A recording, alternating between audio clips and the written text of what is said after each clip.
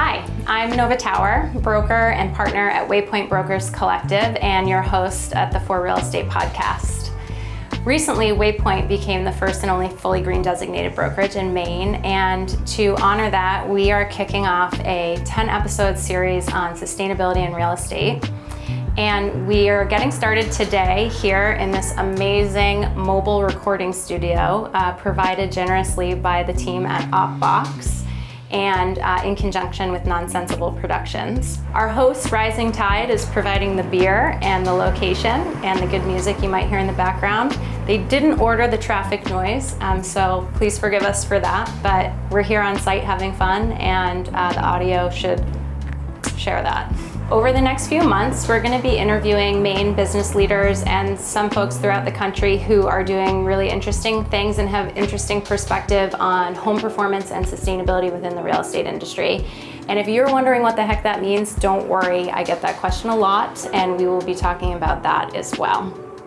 So make sure you follow along and check in and listen if you are someone, homeowner, a would-be homeowner, a seller, someone interested in investing in this space, a developer.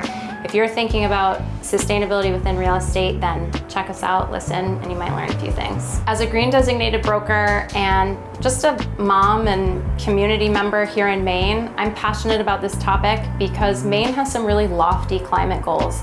We've set a goal for ourselves to be carbon neutral by 2045.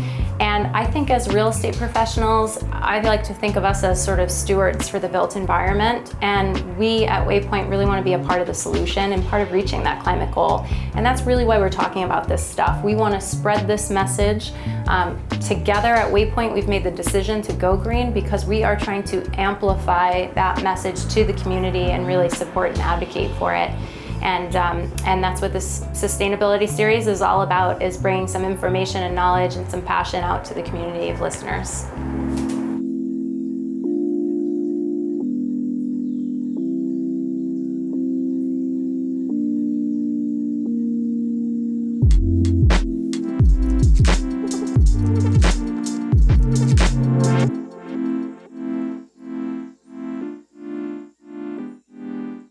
So I'm here on the For Real Estate podcast with Vice President of Evergreen Home Performance, Brian Robinson, and I'm very glad to have you here. You're going to be talking with us today about how homeowners can start to think about improving their home performance with step one, which is to really sort of tighten up your envelope, seal it in, and really think about reducing your usage before you start to add in a whole bunch of other resources.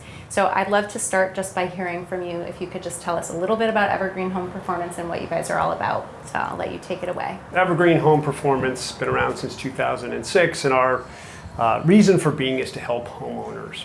So we come in by invitation and analyze the house. How is it working now? What does it have? What could it have? What would you as a homeowner be looking for? Is it comfort? Is it a reduction in your carbon footprint? Maybe it's a reduction in cost for heating and cooling. And once we have that understanding and we look at the house, then we can determine what can be done to achieve those goals. We emphasize starting with the shell of the building to reduce unnecessary waste, so that you're not heating or cooling whatever community you live in. Nobody seems to like that. That's universal.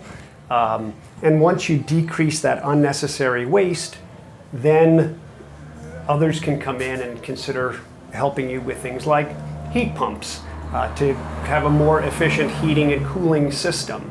And then once you've upgraded those systems to highly efficient systems that are low carbon, then you can you can choose a clean source. Mm-hmm. Maybe it's solar energy. Maybe you're well suited for that. But it all starts with the shell, keeping the outside out, keeping the inside in, creating the comfort that you desire and the efficiency that you desire. Then come some of the sexier things, the heat pumps that you can show up, the solar panels on the roof. Weatherization is sexy, Brian. Yeah. Air sealing? Air sealing, insulation, super necessary, makes an enormous difference in your experience in the home. Absolutely. And what we find is, and I'm quite honestly, Maine, one big small town, I see customers in the supermarket and I ask them about how much energy have you saved? And invariably the response is, I've saved some, but I'm not exactly sure. But I'll tell you, I'm a lot more comfortable. I'm cooler in the summer. Yeah. I'm warmer in the winter. That room that we couldn't use, I can now use as my study. And those are the kind of experiences that resonate with customers. Yeah. And that, I think, is the promise of the kind of work that we and others are doing throughout the state. Yeah. So I just want to take a moment to acknowledge where we are right now, because I think it's relevant to what you're saying. So we are currently sitting in an op box, which is from the company that this is the Opportunity Box is what it stands for. And OpBox has provided this little 8x10, they call it the Hideout. We've called it the Pod because we've set it up as this mobile podcast recording studio, thanks to Nonsensible Productions, who set up all the audio. And we're sitting here on the side of the road, and it is a very warm, 75 degrees outside, and we're sitting right in the sun. And it's warm in here, but it should be a lot hotter. And I think the reason it isn't is because these walls here have an R value of R30, which is pretty good. So even though we don't have an air conditioner in this particular unit, it's fairly comfortable. Now, most people's homes, their walls don't come prefabricated with an R30 value, especially in Maine, where we have so many properties that are historically built and not in the era of insulation where that was a standard thing. And so for people who want to make their homes more energy efficient, I think one common challenge that I hear as a realtor talking with homeowners is they don't know where to start. They feel totally overwhelmed at the idea. I think they think of the end product with the whole high performance home, and they think about a new construction home and trying to compare to that, and having solar on the roof and fully insulated and air sealed, and air quality like filtration systems and heat pumps and all that stuff. And they see the total package. They don't know where to begin. And so I think what I'd love to hear from you is just talk about how maybe that's not the right way for people to think about it, and that they should be thinking about it. I think you said earlier when we were talking like a sequence. And I always say it as there's an order of operations. So I think to like math, there's an order of operations to this stuff. And talk to us about what is the step one for people who really want to take the pressure off of themselves as they enter into, making their homes more sustainable, more comfortable, more cost efficient. Overwhelmingly, the best first step that we would recommend is to talk to an energy professional. Mm-hmm. Evergreen and other companies have slews of energy auditors, as we're sometimes called, mm-hmm. certified building performance association building analysts that can come in and take a look at what you have, what you don't have, and what you could have mm-hmm. from the building shell, as well as the heating and cooling system perspective. So it's essential to understand that, and that's not perfectly obvious to anyone who just walks into the house, because we can't see inside these mm-hmm. R30 walls.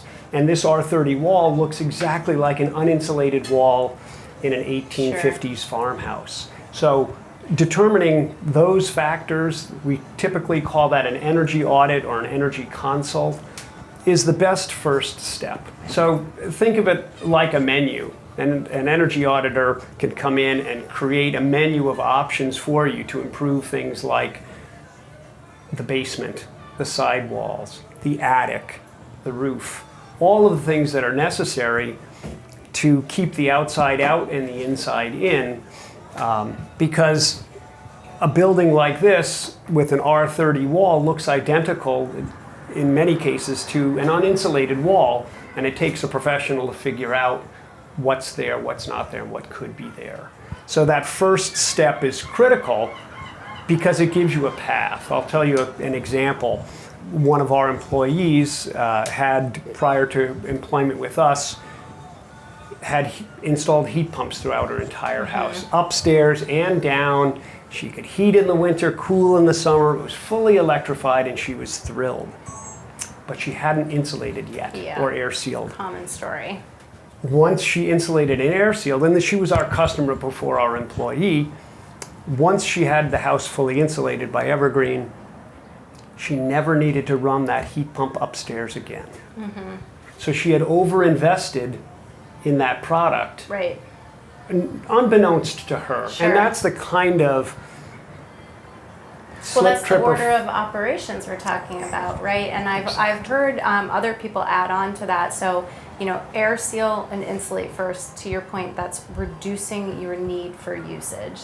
Then go into electrifying everything, but do so before you even add the solar panels if that's your ultimate goal, because people want to rush to put the big shiny things on that make them feel like they've made progress, but you want to have those heat pumps for a year. You want to have that ERV for a year before you put the solar on, because you want to know what your usage is so you can put the right application. So there are steps to this stuff. It's essential. Yeah. With many new homeowners or potential homeowners, when we work with realtors like your agency, we often suggest, let's conduct an analysis so you understand what you have and don't have, but you may want to experience the house for a year or a season so that you have a sense of where are the pressure points. Where are the cold spots? What's most important to you? Is it using all the rooms in the house?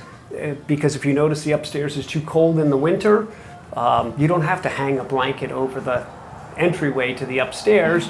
You could insulate that next year and be comfortable. So that sequencing is absolutely critical to the right level of investment and over time. What do people need to know about changes to the incentives and the rebate programs right now, and how that affects how people can access this stuff? That's a great question, Nova. The incentives right now, there's 3 levels of incentives. Efficiency Maine, which is the sort of quasi-state agency that is quite flush with money right now from the Inflation Reduction Act and other funding sources. The current tax incentives from what are called the 25C tax program, the federal government, so that's a credit that you can use against taxes that you may owe during the year. And there will be more incentives forthcoming, we believe, through the Inflation Reduction Act. We'll know more about that in July, and then probably those will be in place next year.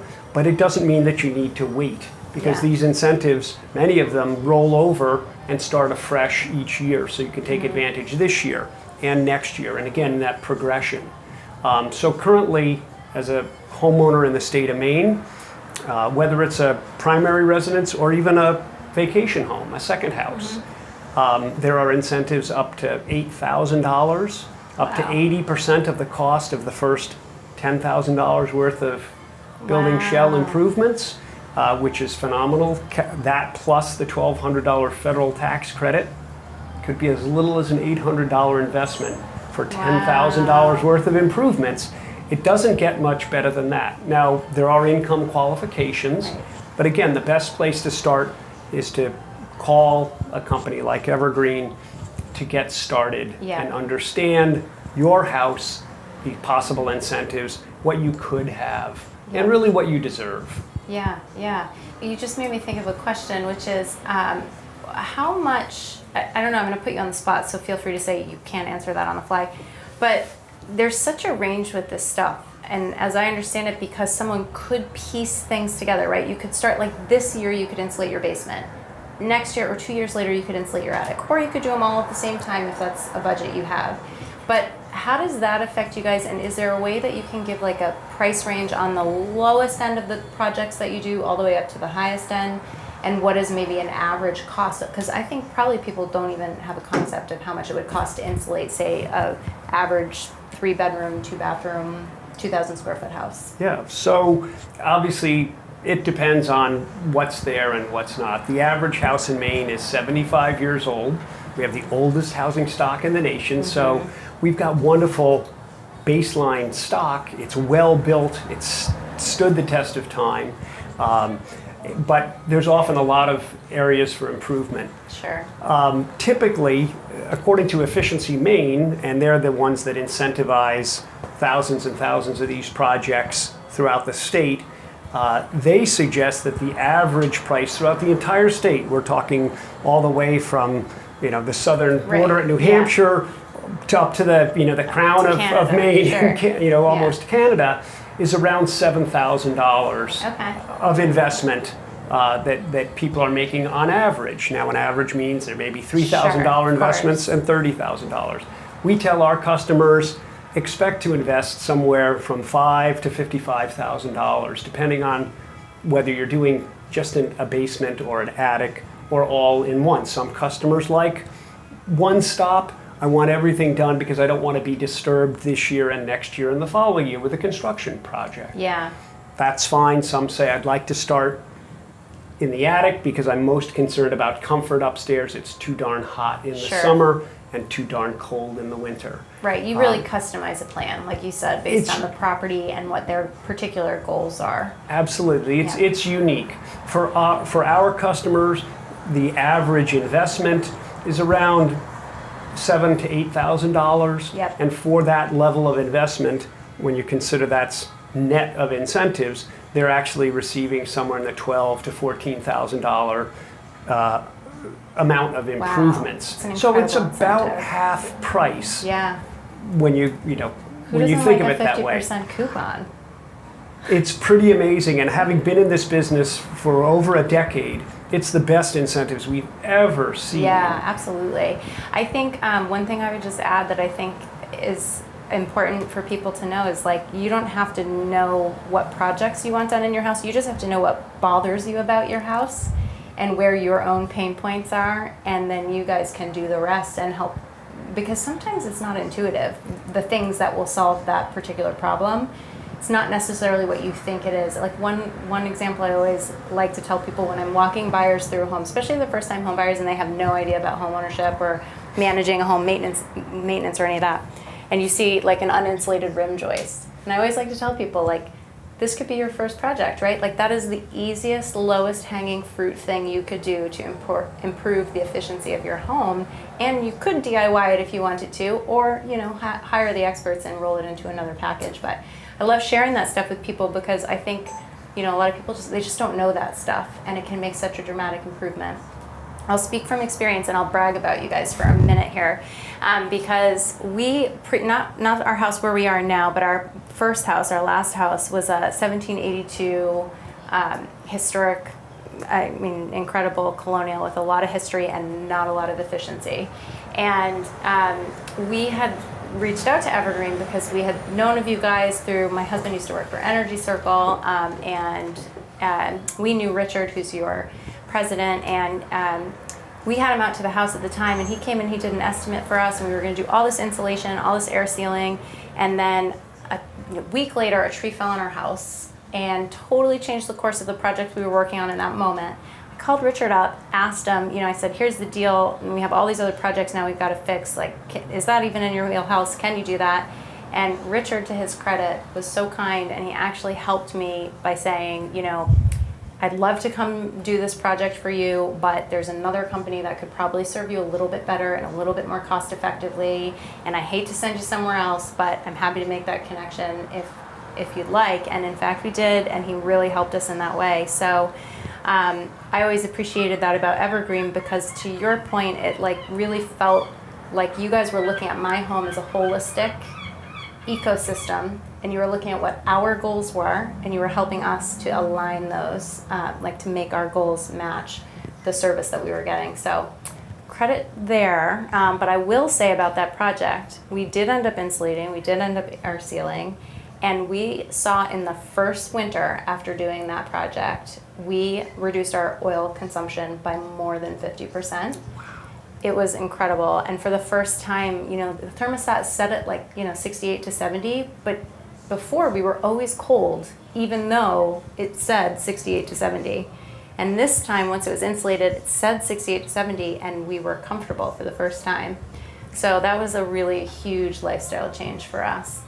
I'm sorry Evergreen didn't get to do the service, but But you but we got what we needed. Yeah. Ultimately, you got what you needed. And I wish the tax incentives existed then, but maybe on our next property we'll get around to. We have a basement that could use some insulation, so one day we'll be calling you up. I'm You sure. know our number. I sure do. So to your point, comfort in your home is not simply determined by air temperature, and it's relatively poorly understood, even Yeah. by many very well-intentioned and experienced Sure. contractors. There's air temperature, there's air movement. We know how a breeze Sure. can cool us or warm us, depending on whether we're at the beach or what have you. Then there's also something called mean radiant surface temperature, and that's the temperature of the surfaces around you. And then the third thing is humidity. We know that everyone jokes about, I live in Arizona, but it's a dry heat at 110. Never been to Arizona, I couldn't say for sure, but we all in Maine, oftentimes it's high humidity, it's not the high heat. But once you experienced, as you did in your own home, Nova, the insulated wall, the surface temperature is more similar to the air temperature, so it isn't pulling heat away from you in the same way. So much like if we were standing outside the opt box in the direct sun, we would be cooking. Yeah. But if we put something above us to break that radiant connection, we would be cooler. We hadn't changed the air temperature, but we broke that radiant link. I love that explanation. So this is the deep science that building analysts understand. Yeah. And we understand how to apply it to your unique home, because your 18 or 1788 home, what have you, is very different from someone's 1951 home. Sure. Very different from a more modern build, whether it's a modular or a site-built home, and they each have unique features and facets. And so your experience can be quite different. Right. And it's hard to imagine what it could be like. I've had so many customers over the years comment, I focused on charm first. I wanted to get my house, my older historic home, upgraded so that it had all the charm I wanted, but I thought that was incompatible with comfort. Yeah. Once they realized they could have comfort and charm, Yes, definitely. it was, it kind of blew their minds. Yeah, so that's the definitely. promise, I think, of the kind of work that people can undertake, and it's achievable. It's not out of anybody's range. Furthermore, there are wonderful financing programs available through Efficiency Maine and others, so that folks can borrow anywhere from $5,000 to $50,000 and pay off the improvements as they enjoy them over time. And that's wonderful, not unlike your home. You buy it, most of us have a 30-year mortgage when we start. Why? Because we were paying for it and enjoying it as we live there, and eventually we'll pay it off. Sure. Well, Brian, thank you for coming and talking to us. I'm very excited to share this information with our listeners, because I just, as a realtor and working with people through like the buying and selling process, I often say is, for me, my hope, especially on the buyer side, is, as people are moving into homes, that they will start to care as much about what is inside their walls as they will about, their kitchen counters, for example, or the color of the cabinets, or, the finish level in the bathroom. And I think people would care about it more if they understood that this is something that is available to them that can really improve the lifestyle within their home, can make their homes more comfortable, more cost effective, so that when they do flip the kitchen next year, they feel that they can actually get the counters they want rather than the counters they can afford, because they've dropped their oil bill by $2,000 a year, or they were able to get off of oil entirely and electrify because they started with insulation, and now that works for them and it's efficient. So I'm just really excited to share this information, and for people to really understand that there really is a step one for this, and it really should start with reducing your need for usage to begin with. So thank you for explaining that for us and the science of it. Appreciate that. And can't wait to work with you some more. Well, we look forward to working with you again, and I hope this has been helpful for your listeners to understand their homes, and keeping in mind, as you said so eloquently, that the most important step is taking that first step.